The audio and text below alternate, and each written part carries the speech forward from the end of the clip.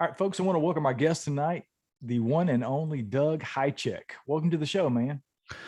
Thanks, Brian. How are you? I'm fantastic, man. I really appreciate you taking the time to come back on the show and Yeah. talk about some UFO stuff tonight. I've been super excited. I know you've been over on the Bigfoot side of things, and we've discussed that. So I know you've had some encounters out there with some strange things you Yeah. can't explain. So why don't we just go right into that part of it? Sort of tell us where you were when you had your first UFO experience and what you were doing and what happened. Okay. Boy, it's going to give away how old I am. Back in 19, I think it was 76 or 77, I had taken my little brother out. I can't remember. He just came over to the house to hang out. Because, God, I'm trying to think even how old I was. I was probably 17, but I had my first home already. So I had moved out. I wanted to go visit my little brother. He was getting a ride home from me, dropped him off, and I'm driving down Coon Rapids Boulevard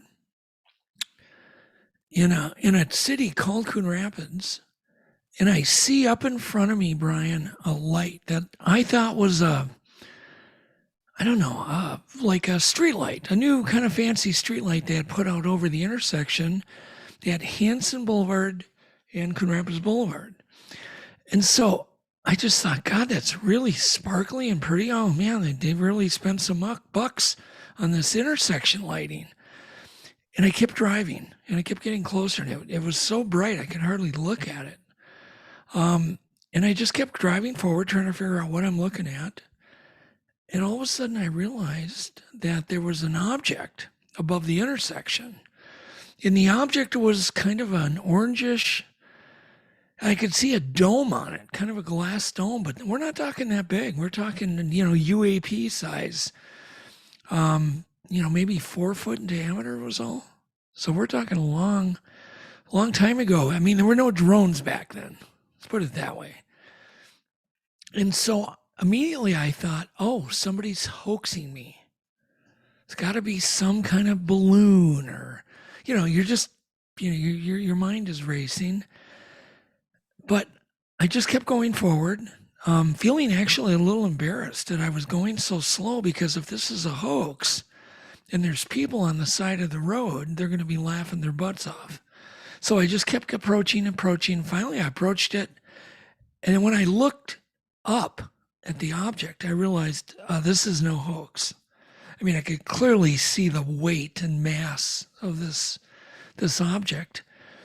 So I got out of my car like a dummy, and I'm looking up, and I'm probably only,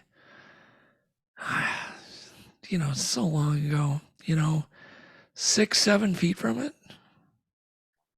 So I'm just standing underneath this thing looking up, and I can actually see into the glass dome. And remember now, if this was to happen today, my mind would immediately go, oh, this is some kind of drone or government, but back then there was just nothing I'd ever seen like it or ever heard anything like it. But I can see what looks like a million points of light. Like, do you remember those old fiber optic lamps they used to have? Yep, I know exactly All what those, you're talking yep, about. yep, just a little point of light, but this was similar but way different. You just saw little points of light. Didn't see any, fiber optic tubes, but I could see all these little points of light. But it was blinding, and they were all the same color. They were orange, and then it hit me. What I'm looking at is extremely real, extremely scary. This is no hoax, 100%. I need to get out of here now. So I get back in my car. I slam the door, hit the gas, and I think I'm driving, I think at that time it was a Ford Granada, 1976 Ford Granada, which I had bought brand new. And I hit the gas, tires didn't even spin, and got down maybe half a mile, where I could still see the object, glowing. And then I watched it slowly move off and went over a veterinary clinic, who years later ended up meeting the guy that owned that veterinary clinic. And he had a UFO encounter, which was really interesting too. It was actually just coincidental. But then I went home, and of course, I told the wife. I don't think anybody believed me. Had no effects. I mean, I didn't feel dizzy or weird or burnt or anything, but it was just bizarre. In fact, I remember I met a guy in MUFON who I told this story to, and he happened to be a cartoonist, and he drew a cartoon of this way back in the 80s and put it in the Minnesota MUFON magazine of this whole encounter. And it was weird. I mean, that was really bizarre. And so I've been in search, because when I describe this to you, you'll be probably interested from a standpoint, gee, I wonder if anybody else has seen anything like it. But it had, do you know those old anniversary clocks? Remember the type with the big high dome on it? Glass dome, but really tall, taller than it is wide. Okay. That's the shape it reminded me of. The closest thing I've ever seen is the Kecksburg acorn kind of object. That's the closest thing I've ever seen. Although there was one instance where a number of two police officers were in a police helicopter, and they described a tall, domed, orange giving off object that shot fireballs at them.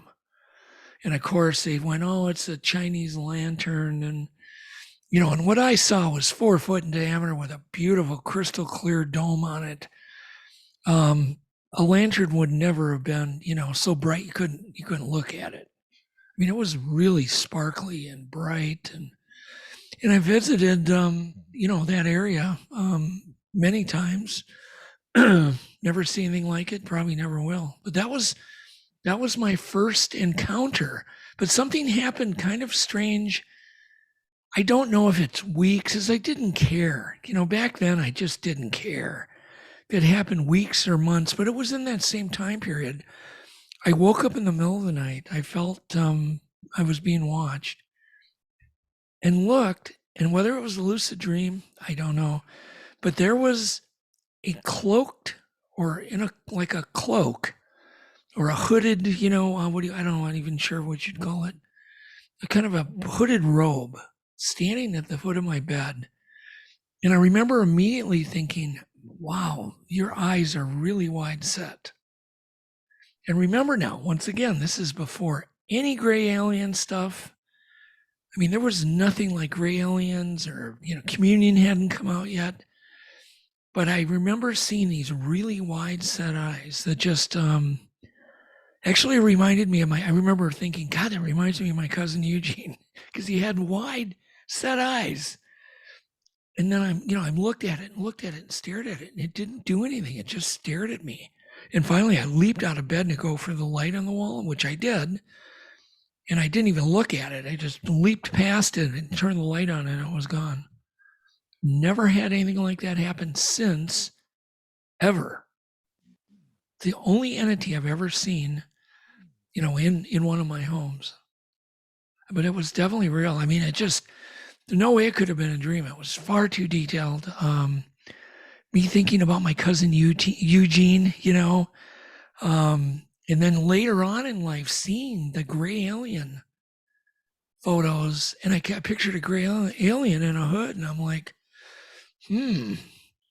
that's kind of what I saw, except tall. It wasn't as short up, probably 6 foot, just a normal height. It's fascinating, because I've talked to so many people that have those types of encounters in their home, and most people, skeptics say it's sleep paralysis, right? Right. Woke up, Yep. sleep paralysis. That's what the shadow figures that people see, or sleep paralysis, those kind of things. But it's like the people who see they describe them as owls. There's a ton of that stuff, up in the Alaska cases, in the Juneau area, and the movie, what was it, the Close Encounters of the Fourth Kind, or whatever it was, Right. a couple of years back, and people were describing these owls And I have to admit, I've thought that myself, in the past, like, well, could it be sleep paralysis that these people are experiencing? And I think in some cases it might be, but what you described doesn't sound like sleep paralysis at all No, because I it's flew nobody up right, cousin. right away, Brian. So I'm just staring at this thing, trying to figure out who is this? What is it? And immediately leaped out of bed, and I don't remember being held down or pinned down or any feeling like that. I've experienced sleep paralysis, but that's another long story, but it had nothing to do with aliens. It had to do with me being basically kidnapped on one of my TV show shoots with ketamine, drugged with ketamine. And I got overdosed. Of course, I ended up, being, getting medical help. I was sick for 2 months. I had to actually have full-time nurse care after this ketamine poisoning. And I remember every day my body would go to sleep, but my mind would be fully awake.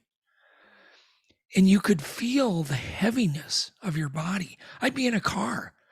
And, I wasn't allowed to drive or anything for, God, at least 3 months.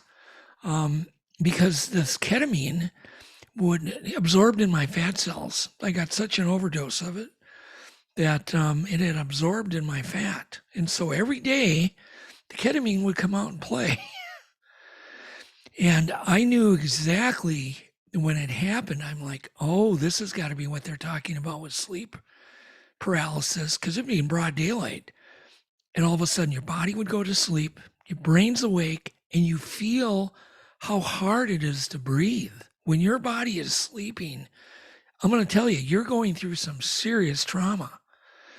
Ever since that, in fact, sleeping, I can't figure out how you rest when you sleep, because when you've experienced what I've experienced, with your body sleeping, with your brain's awake, and you realize how hard your body is struggling to get air and oxygen, you realize that there's something else magical with sleep, because it isn't fun. If you're awake and you're sleeping, it's scary. So anyhow, enough of that, but I do relate to it. And no, I've never experienced it from, just normal everyday life once I got over my ketamine poisoning. It's fascinating to me that you were that close to what you saw. I had John on the show. He was actually show number 1 on Paranormal Odyssey, and John had several abduction Right. incidents. And one of the first encounters that he recalled as an adult was being within probably 10 feet of one of these things. Yeah. He got really badly burned. He had to seek medical treatment and ended up having, well, he's battling cancer to this day, and no history of cancer in his family. And of course, it could be that one-off situation, right? But he tends to think that it had something to do with being within 10 feet of this Yeah. crowd. It very well could be. I don't know what in the world I encountered. I don't know what it was. It was obviously unmanned, because I could see into it. So there was no creature, it wasn't big enough to have human-like creatures on it. But it was definitely some type of a drone. It had to be. But what it was doing there, just parked over that intersection, is so bizarre. It's really fascinating. Some of the smaller craft that people see, I often, and I've heard you talk about it on your show. Do you believe that these things are like drones for these aliens and larger ships? Is that Why not? I believe that we are probably being visited by thousands of civilizations. I mean, if we're being visited by one, thousands, 10,000, 20,000s, 100, what would it matter at this point? Just look up and look at all the suns that are out there, let alone all the planets, and then all the millions and jillion ones. For all we know, we get visited by a new race every week, from somewhere, God knows where. And some might come once, some might come constantly, some might settle here. We know nothing. And that's what's so fascinating. Did I just get lucky and encounter some drone from another planet? Was the whole thing part of the thing that ended up in my bedroom? Was it all related? I don't know. I don't have any answers, because these things never repeat. And so, somebody like myself who loves science, you need things to repeat. You can't just have something happen once and go, oh, I know what that was. Because I don't. And I've had, and we'll talk about it, but I've had other close encounters like that. And thank God in the ones after that one, I wasn't alone, and I've got witnesses. But I've had some pretty interesting things, and I can go right into another one that was, within closer than that one. It happened right here at my home I'm at right now. So it was a beautiful day, 75, sunny, gorgeous, few scattered clouds, one of those summer evenings. So me and Yvette go out on the deck. We got a pretty decent sized deck, put the beach towels on the chair, lay down in the beach chairs. I had a Diet Coke next to me, and she's got her bottle of water. And I'm dozing off. And I don't think I was out there even 15, 20 minutes, and she starts screaming. And I of course looked at her, and she's pointing over my, behind me. And so I turn around. I don't know what's going on. She can't even tell me really what it is. And I look, and there is a black object. To this day, I don't really know how to describe it. It was blacker than black. As black as your microphone foam, but blacker, and it was changing shape as if it was alive. But I don't think it was, but maybe it was. It was the size of a beach ball, but sometimes it was triangular, sometimes it was oval, sometimes round, and I don't know if it was spinning. I don't know anything. All I know is I reached for my phone very slowly, grabbed my phone, turned it on, didn't even look at it while I'm doing this. And by the way, I could have touched it with a broom. I mean, it's right by our deck railing, right above the deck railing. So what she had described is she's seen this black thing go around our pine tree as if it was examining the pine tree. The first time she thought it's a balloon. The second time it went around the tree, she knew it wasn't a balloon. And then it started approached, the deck. And she's just watching it because I'm kind of sleeping. I've got my eyes closed. And she jerked back. And she said it jerked back when she jerked back, which, of course, signifies some type of curiosity or intelligence, but it doesn't signify a whole lot of intelligence, if you know what I mean. Almost like the intelligence of a dog. And so as I got my phone, back to that, so I get my phone, I get it on, the bull crap you got to go through when you get your cell phone. And now add sun, you can't see the screen. So I finally get the phone and hit the record, make sure it's on video, and then I swing around. As I swing around, in halfway mid-swing, it's shooting up to the clouds. And of course, I'm filming blind. I can't even see my screen. I'm just kind of, where I think, because I saw it shoot up, kind of where I think it is, and I know it's a wide angle lens, and I know I'm probably going to get something. And I'm just aiming it at the clouds now. I mean, we're talking under a second. And I'm aiming at the clouds and just kind of going back and forth, making sure I'm sweeping that part of the sky. And like, boom, get done. We run in the garage where it's the darkest spot in our house. And I go to turn it on and see, yep, got it. But, it's kind of far away, and I can send that to you, and you can put it in the podcast, the video of it. It's quite interesting. Yeah. So then we come back out. The moment we got to the deck, here comes another one right out of the water. Because we live on a lake, we're quite, close to the shore. One comes directly out of the water and shoots up into the sky. So it just did, it made no, it didn't approach us. It just directly up into the sky. But this time it looked pill-shaped and looked bigger and pill-shaped, but black, still just as black. And I did get footage of that one too. That's crazy.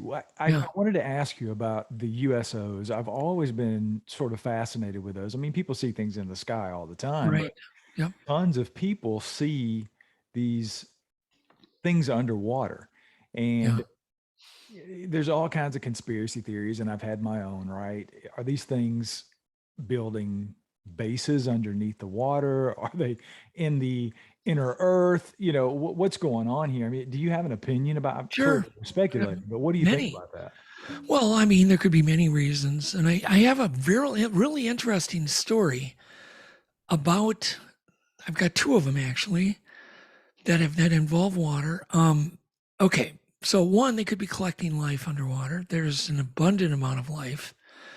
I mean, fish can't get any more interesting. Look at all the copepods, and then you get into the amoeba class and all those diatoms and all these weird crystal or silicon-based creatures, and then you have all the plant life under there. It's a completely different environment. So it could be that, or just a great place to hide, because obviously if they can go out into outer space, water isn't going to have any effect on them. So to me, I'm thinking hiding spot, just because out of sight. But then again, there could be reasons that we can't even fathom. So there was another time,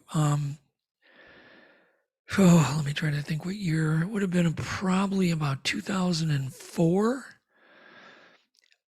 I'm just doing work late at night. Actually, I was working on a Bigfoot show. I think it was, I can't remember. Anyhow, so I just remember being up late working, writing a script. And I go to the sink to get a drink of water, and I'm getting really tired. And I hear what sounds like carpet bombing. Like you were in Vietnam and you're just huge amounts of carpet bombs going on. Boom, boom, boom, boom, boom, boom. As loud as thunder, but real close to each other. Like it just boom, boom, boom, boom, boom, boom, boom, boom. And I'm like, what the heck? And it was over really quick. Probably had heard 300 explosions. I can't do anything. I look out the window. It's pitch dark out there. I don't see anything. And it stopped. So in the morning, and this happened in the wintertime, in the dead of January, in the morning, I look out the window and I see thousands of what look like about 10-inch holes in the ice. The ice is quite thick at that point, probably about 12 inches thick. So I immediately call my neighbor, Mike. I said, Mike, meet me outside. So he meets me outside. And we start walking around the lake, and he's like, what the heck? He goes, go get your underwater camera. So I run in the house, I grab my underwater camera, and I put the underwater camera in, it's on a tether. So I drop it in, and I can see the ice plug had been knocked clean. Just picture a battering ram. This is how it was done, because it wasn't cut. It was like a battering ram came out of the sky and knocked a plug down, and then the ice plug floated back up because ice floats. So we go check another one. Same thing. You can see this huge ice plug that's floated up, then refroze underneath the hole. So we just went around and checked everyone. Everyone was identical. Everyone measured about 8 inches. I called immediately a water investigator, somebody here in the University of Minnesota that does water research. Because I'm thinking, well, if there's a natural explanation, like these plugs got squeezed out over an overnight from some type of bacteria can do weird things, crystalline shapes. And, there's a lot of weird things that happen that we don't know about. So I thought, what a great chance for this water scientist to come out and investigate this. He had no interest. None. I pleaded with him. I said, I've got footage underwater. I've got underwater cameras you can play with. Come on out here. This is amazing. To see all of those, that must have been what I've heard. But it sounded like a battering ram. And I had no explanation. So that was interesting. You got to realize I got a lot of stories. That's a good thing for me. That's a good Well, thing. it's fine, but I feel like an idiot. 'Cause I think the more stories one tells, the less believable the person is. In some cases, I definitely agree, but definitely not your case. So, well, once again, there's a witness on this. I talked to Mike. In fact, I talked to Mike yesterday. Okay, so another time I was driving to go pick up my daughter, and she was at her boyfriend's. And I was driving through an area where there's a whole bunch of lakes. And the road kind of barely has enough land even because there's so many lakes. They're on both sides of you. So I'm driving on this road and it's about midnight. And I see up ahead a bright light in front of my car. In the lake, it's right in the lake. And I'm just thinking, oh, they're building a pier. Because it was kind of in a public area, around a bend where there was, they put on water ski shows and, there's just things that happen there. Then I just thought, oh, they're building a pier. Construction boat. And then what I was looking at was a spotlight that was aimed the wrong way and it was in my eyes. And that was really cool. And because I got it all figured out, I'm just trying to avoid, looking at this bright light while I'm driving because it's blinding me. And then I see the light boat start getting dimmer and I'm kind of getting close to it. And slowly it's submerged under the water. And then the light went off, which was interesting. The light was gone after it went underwater. And clearly I could see now there was no pier there. I thought it was like a barge that they had brought in. The object was a barge. And clearly it wasn't a barge. And that was the end of that. I mean, there was nothing else I could do. I picked up my daughter, came back, told her the story, showed her where it happened. There was no sign anything had ever, everything was just normal. Kind of one of those things that one really caught me off guard. So was that some underwater object? Don't know. I don't know, but it definitely traveled underwater. Went underwater, went a little ways, and then it blinked off. So, what do you think about the orbs that people see, Doug? We've talked about it in the past about in relation to Bigfoot. I take encounters from people who have Bigfoot encounters, and in addition to that, there was these orbs, right? And they are sometimes golf ball size, sometimes they're up to beach ball size. Well, even similar to the object that you saw. I mean, what do you make of the orbs? What do you think those things are? Well, I've seen a lot of them. And I have never seen any while I'm actually out researching, but I've seen them in areas before I did any research. Does that make sense? Yeah, I've heard that too. It's in fact, even Snellgrove, we've seen numerous orbs. I can give you the names of all the people I've been with, and you can call them. And these were like, there was one guy, it was his birthday, and we were up at Snell. He's one of the guys I had brought up to share the area, and he just was talking. He goes, I've never seen a UFO. And I said, oh, okay, cool. So just stay out here with me.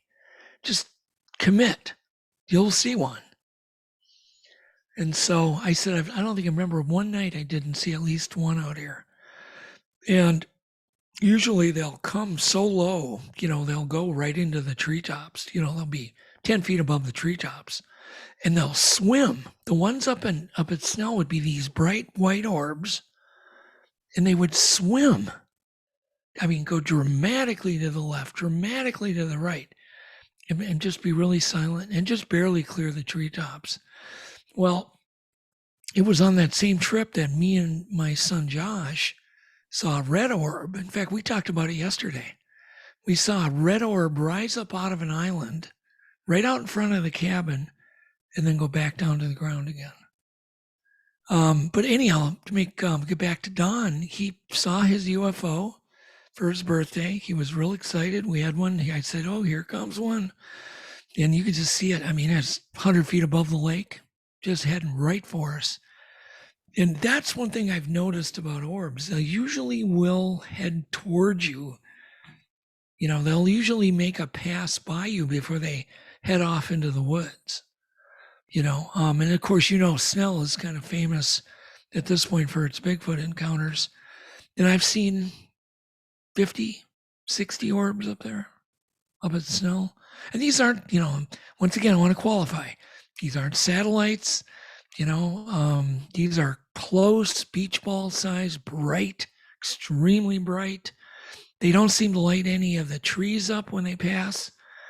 I find that really interesting because I've seen them really close in proximity to trees, and I've never once seen any illumination bounce off a tree, ever. I've heard the same thing with people that have seen orbs, and I've always thought that was very interesting about that particular part of the UFO or UAP phenomenon. I want to switch gears a little bit and talk a little bit about abduction cases. And you mentioned something earlier about, you know, these things repeating themselves. Sure. Do you have theories on, and these people that, like John, for example, who's been on the show, that has had multiple encounters, right? Close encounters, multiple sightings, and multiple abduction cases, right? Where he's actually been abducted. And you have those people that have those multiple encounters, but you have people that only have one encounter. I've seen one UFO in my life. I've seen some other strange things in the sky that may or may not have been, right? But one definitive encounter of the first kind.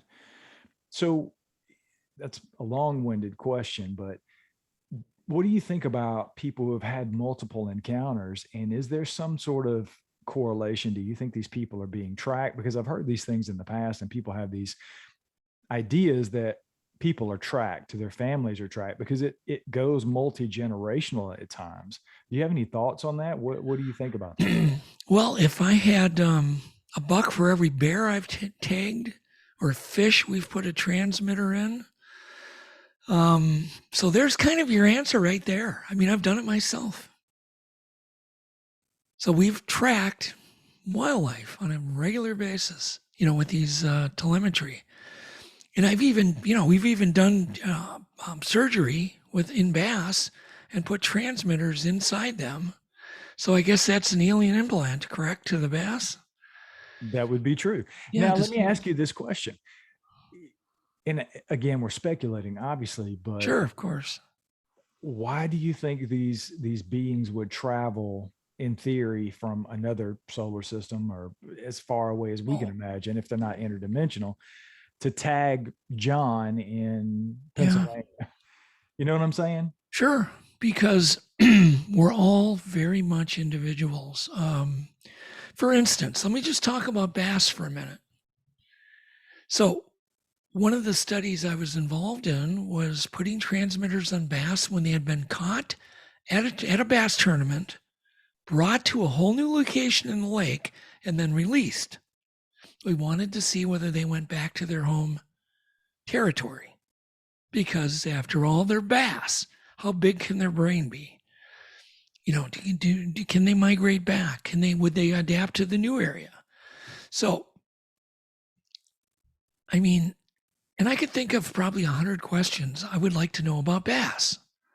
And then after I got those answered, they were going to open up more questions and more questions. Each question, when you get it answered, is going to open up more questions. Why does John go to this weird thing where he carries this hoop with strings attached on the hoop, and he hits this weird ball? And he does that every day at 7:00. Why? What is that? What is that ball thing? Why would he do that? And the weird place he goes. I mean, think about other cultures that are so advanced. They're looking at our primitive society, probably going, what the heck? You know, what are those, you know, why do they wear those weird, why do men wear those weird things on their head? They probably have no idea. They can't even relate to it because they're so far advanced. So I really think there's, and I don't think we'll ever be able to relate to what they want to know. You know, for all we know, there's life force energies and fingerprints, you know, inside each of us that we don't understand, that they do, or they're trying to understand, or who knows what they've lost or haven't, you know, what things in their society they've lost. And then once again, if we're dealing, let's just throw a wild number. Let's say we're dealing with a million different visitors from different places, right? By now. Oh my God, think of all the reasons that they would want to nab us. Hey, we're interesting. You know, we do a lot of weird things. We do self-destructive things. We do great things. There's nice people, there's mean people, there's criminals, there's people that are exactly the opposite of criminals. I mean, you know, we all look different, we act different. Oh my God. Yeah, no. I mean, you wouldn't have any interest in tagging anybody because you get everything. You kind of, you know what I mean? You know, but think about if you just came from 1,000 light years away in a completely different evolved race, how different we would be. Yeah, I do that when I leave North Carolina and go to Tennessee. I like to Yeah, cook there a you bunch, go. right? So There you go. and I'm still in the South, so I just like to Oh watch. man. I mean, it's one But of my favorite are pastimes. you kind of picking up what I'm trying to explain? Oh, absolutely, I It's get it. just so alien that it's just, you know, we may not be dealing with societies that had anything in common. I mean, they might have been born out of some wire. You know, we don't know what in the world we're dealing with. For instance, that black orb I talked about, that was by my deck railing. For all I know, that could have been a whole planet. For all I know, that was a spaceship with little things inside, or it was a living creature that has evolved. You know, a creature that, you know, life forces that can just travel through space without any kind of ship. I mean, we don't know anything. That's what's so cool about this topic. You know, if you're willing to kind of think way beyond, I mean, not even think out of the box, but think out of the planet, you know, completely out of the box. And that's one of the things I love about that subject. It's definitely one of those things that I used to think that these things were coming from other galaxies far, far Right. away, like you said, thousands of light years. And over the last probably 5 or 10 years, I'm more leaning towards the fact that these things may already be here. They may Yeah, be they might already be here. you know? But remember, this is something most people don't ever think about. Small goes on forever. Large goes on forever. So if it goes on forever, already that pretty much proves that these things could be here. They could be molecular sized, subatomic sized. You might have 1,000,000 UFOs and civilizations living in your studio, Brian. You're never going to know. You know, whole civilizations could be subatomic, could be, you know, way beyond subatomic and way beyond. I mean, that's where my brain goes, and it just thinks. All I can ever think is just, damn, that's cool. You know.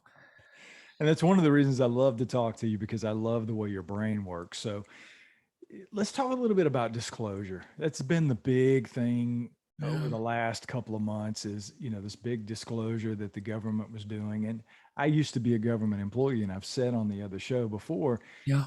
I think most people who believe in the big conspiracy theories, right? There's this big conspiracy theory to keep us the knowledge of UFOs away from us, the knowledge of Bigfoot and other cryptids away from us. And I do believe that there is some concerted effort, maybe on a large scale, and most of the time I think it's localized. Right. But I always say you would be very surprised until you work for the government how little they really know about anything. Yeah. You know, so I'm with you, Brian. I tend to believe that grander conspiracy theory is probably not true. However, I've read I think it's 8 pages that they released on UFO disclosure. 9. Okay. I must have missed the first page. No, I'm counting the cover with the logo on it. I got you. That's spoken like a government employee. You've never worked for the government, right? But what do you think about that? I personally have my thoughts on it. What are your thoughts on this big disclosure? Okay. Well, for the people who are total skeptics, it's a big deal. Huge deal. For people like me, I didn't even bother reading it when it first came. Because to me, it's just like, yeah, I was kind of there back in the 70s, which I'm supposed to read and get excited about now. You know what I mean? There were things that I had read and learned about the Navy. I knew the Navy were the ones that were recording most of the UFOs it confirmed for me back in the 90s. I even knew the code names back then for the Navy teams that were investigating UFOs back in the 80s. And I mean, in other words, what I'm getting at, when I read a report like that, I just, great for the skeptics, it gives me a little more courage to talk, as it does a million other people. But did I learn anything from that? No, nothing. Yeah, I was the same way. I was sort of looking forward to. I thought it was going to be about what it was when it came out. Yeah, me too. There was a little part of me inside hoping and praying that something might come out, that there might be this shred of something. But it's like you said, it's the same old, and I don't think anybody who's sitting around waiting on the government to solve these questions for us by some huge dissemination of information for us to have this epiphany that these things are real. I think everything you need to do that with is already out there. If Right. you're willing to go out and search for it yourself, nobody's going to hand it to you. It's the same thing with cryptids, Bigfoot, UFOs, ghosts, whatever your paranormal, supernatural thing you're talking about. You have to put in the work in order to come to some kind of conclusions if you're serious about it. Well, you remember the story I just told you about the black orb? Well, I can tell you, we used to go out on the deck night after night. Right now, if I want to go on the deck night after night, I've got to go alone because Yvette's not going with me. She's done. After she saw that thing, she's like, if that thing was out there at night, you would never see it. And so I don't have anybody to, sit on the deck with in the middle of the night. And because we used to do it night after night, but at this point, it's just not happening.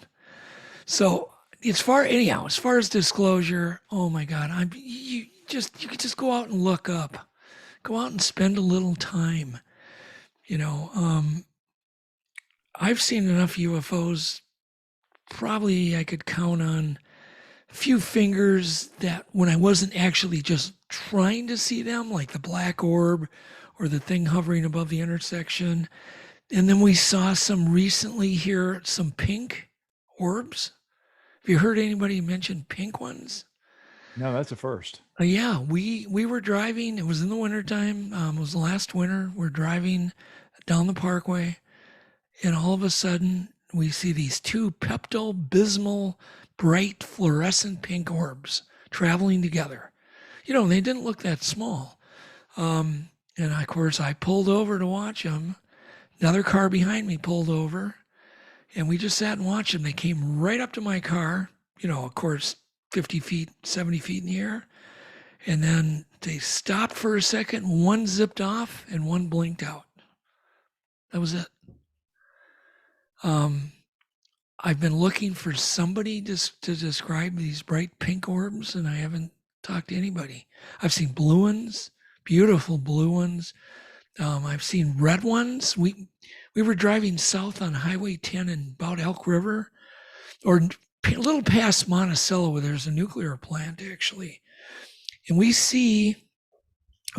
spotted it. There was a red light above the water tower, or no, above the radio tower, which there always is, but there was another red light parked above that one.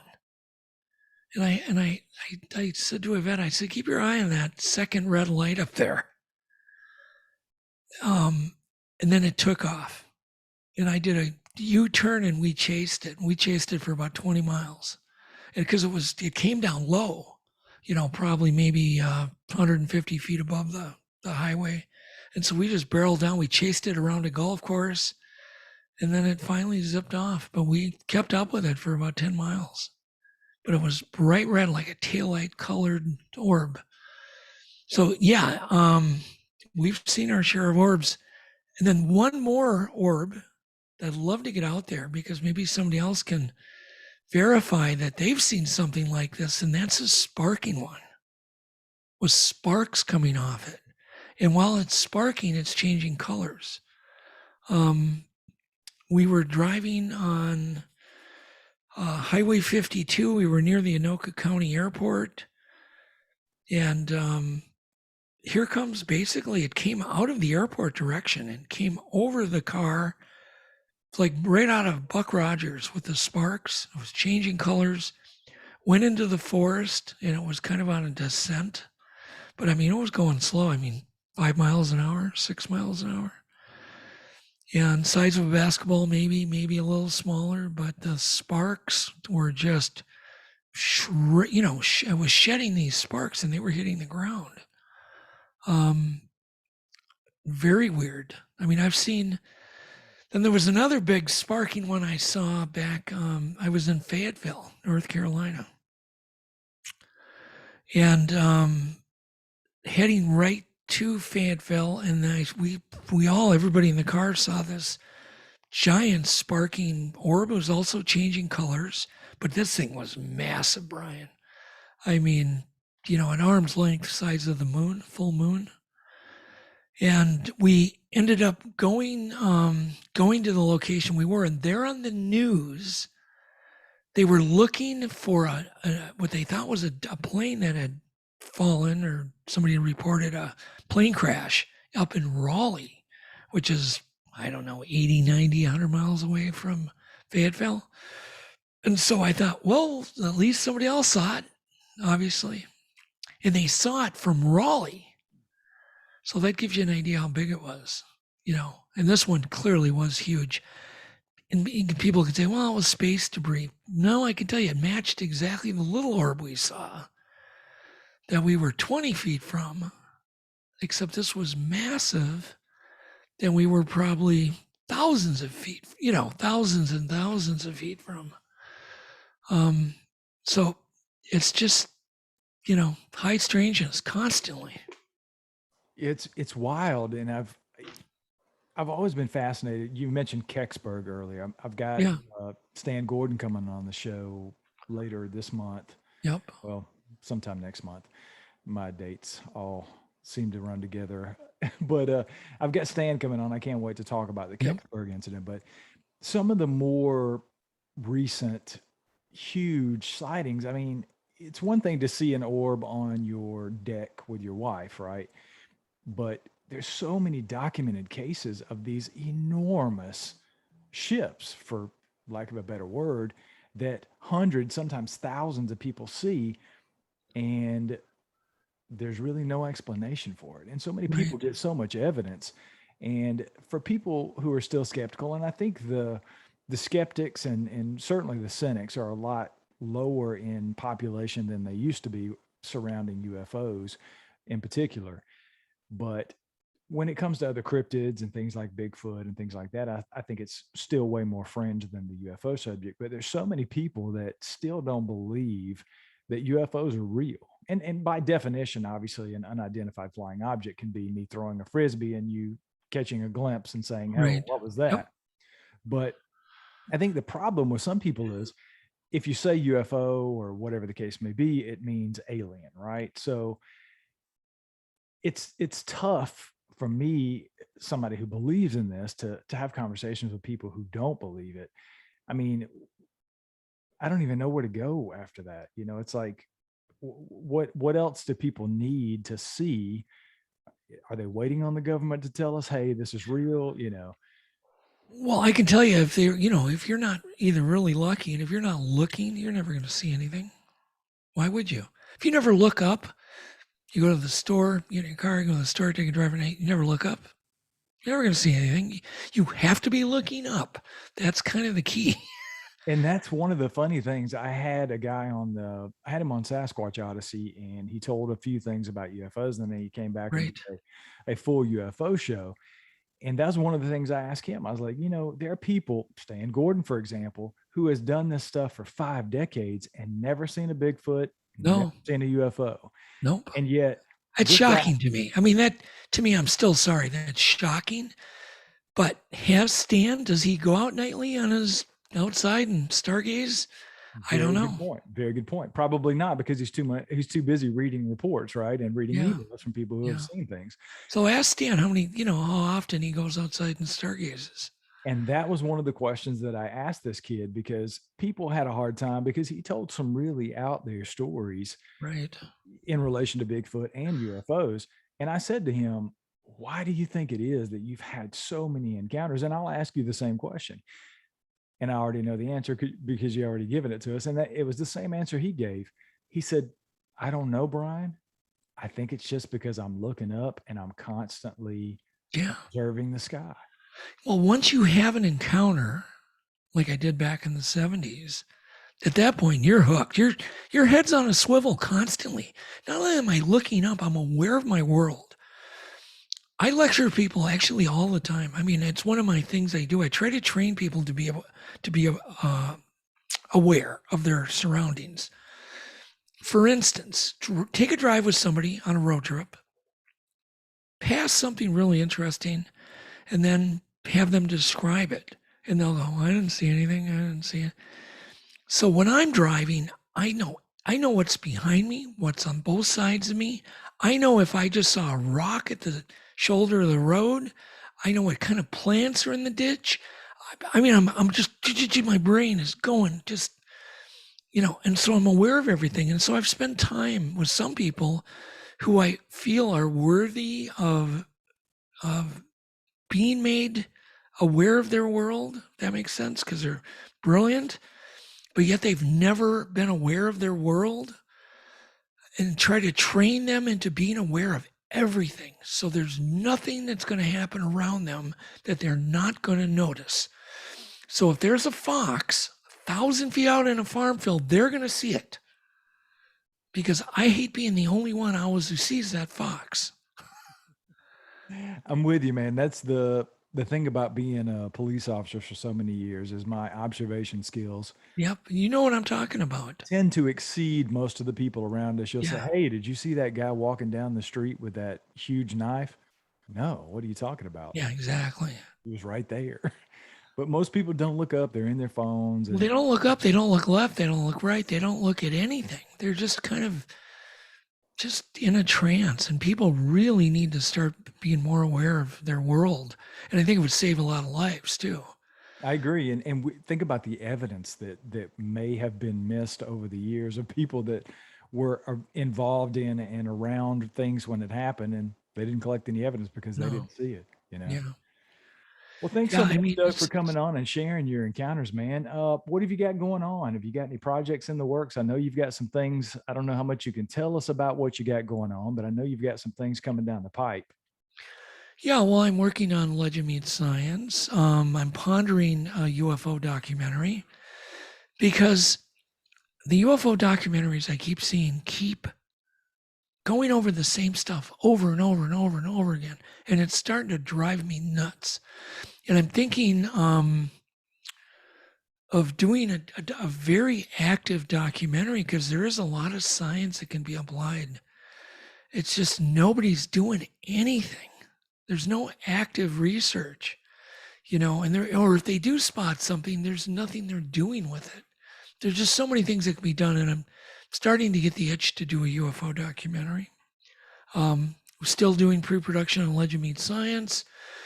Me and my son started a publishing company, Hangar One Publishing. And so far that's been really fun. I've met a lot of really cool people and really good writers. So I don't know, same old, same old. Working too much, sleeping too little. You're still doing your show. I love Untold Radio, man. I love your Yeah, yeah, show. still doing that too. You Yep. guys do a great job. You have some amazing guests. I'm stealing most of your guest list. Well, that's perfect. As long as we get them first. Yeah, that's typically what happens. I'm like, I'm gonna have to bring them on my show like 2 months after Doug has them on. But Yeah. No, I just think it's amazing the people that are active and knowledgeable and doing research, whether it's UFOs or any mystery. They're usually so nice that they're willing to, come on a show. And sometimes I'll call them like a day before, and they're like, "Yeah, no, I'd love to do it." And then, I had Lon Strickler on here the other day. Have you had Lon on? I have not. Oh, he's just a delight to have on. So good and so knowledgeable on pretty much every topic. But I gave him, 10 minutes warning. And for the record, everybody, I literally reached out to Doug like yesterday and asked him to come on the show. And he's one of those gracious people that was like, absolutely, I'll come on and help you out. So Yeah. I really do appreciate your time, man. And I really appreciate you coming on. No problem. It's fun. Plenty of more stories, Brian, unfortunately, but they do come to an end at some point. Well, we'll definitely have to have you back for like round 3. How about that? Yeah, let's do it. Okay.